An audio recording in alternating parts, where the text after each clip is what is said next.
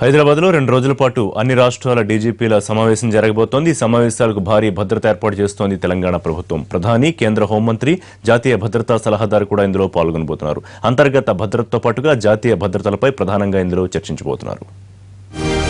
కీలకమైన సమావేశాలకు హైదరాబాద్ వేదికవుతోంది. దేశవ్యాప్తంగా అన్ని రాష్ట్రాల డీజీపీలు 2 రోజుల పాటు భాగ్యనగరంలో బస చేయబోతున్నారు.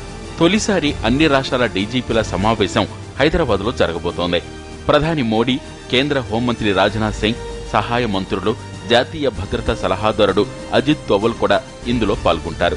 ఇప్పటి వరకున్న షెడ్యూల్ ప్రకారం ప్రధాని మోడీ 2 రోజుల పాటు ఈ సమావేశాల్లో పాల్గొనాల్సి ఉంది. కానీ ప్రస్తుత పరిస్థితుల దృష్ట్యా ప్రధాని పర్యటనను ఒక్కరోజులోనే ముగించే అవకాశం ఉంది. ఈసారి పోలీస్ కమిషనర్లు కూడా ఈ చర్చలో పాల్గొనే అవకాశం ఉంటుంది. మొత్తం 17 అంశాలపైన చర్చించేందుకు ఎజెండా ఫిక్స్ అయింది.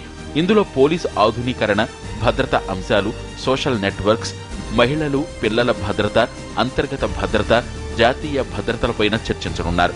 ప్రతి రాష్ట్ర డీజీపీ 15 నిమిషాల పాటు పలు అంశాలపైన పవర్ పాయింట్ ప్రజెంటేషన్ ఇవ్వాల్సి ఉంటుంది.